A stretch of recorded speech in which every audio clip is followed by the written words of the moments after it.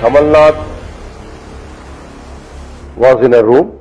I could see his, whether it was on speaker phone or room, whatever. Two more officers were there. They wanted to repeat. He kept on repeating, "Aap maan jao." I said, "Sir, मैं सच के साथ हूँ. I cannot change the narrative. The truth."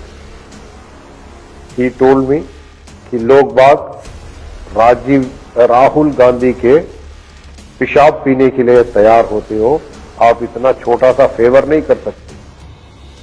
I retorted back saying that तब आप लोगों को पेशाब पीने का टेस्ट होगा, आप लोग पीजिए, मैं नहीं पीता, मैं सच के साथ खड़ा हूँ। सुना आपने, ये गृह मंत्रालय के पूर्व अंडर सेक्रेटरी RVS मणि हैं, जो मीडिया के सामने आकर इस बात को खुलकर कह रहे हैं कि कांग्रेस सरकार के दौरान उन पर गुजरात में हुए इशरत जहां एनकाउंटर केस की रिपोर्ट बदलने के लिए दबाव डाला जा रहा था।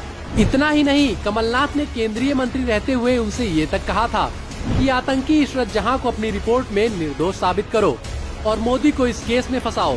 लेकिन RVS मणि ने रिपोर्ट बदलने से मना कर दिया और ये कह दिया कि मैं सच के साथ खड़ा हूँ। तो कमलनाथ ने कहा था कि तुम जानते हो, IAS, PCS और तमाम बड़े नेता राहुल गांधी का पेशाब पीने के लिए तैयार हैं और तुम इतना सा काम नहीं कर सकते। लेकिन दाद देनी होगी इस धाकड़ ईमानदार अधिकारी की, जिसने तत्कालीन कांग्रेस सरकार के दबाव और धमकियों को नजरअंदाज करते हुए रिपोर्ट नहीं बदली। लेकिन दोगली कांग्रेस के कुकर्मों को कौन नहीं जानता। कुछ ही दिनों बाद उसने इस अधिकारी का प्रमोशन रोककर उनसे इसका बदला ले लिया। इतना ही नहीं, RVS मणि ने ये भी कहा कि जब मैंने इशरत को आतंकी न बताने से इनकार कर दिया तो कमलनाथ और गांधी परिवार के इशारों पर मुझे SIT चीफ ने सिगरेट से दाग दिया था। CBI मुझे रोज परेशान करने लगी थी और केंद्रीय मंत्री मुझे गालियां देने लगे थे।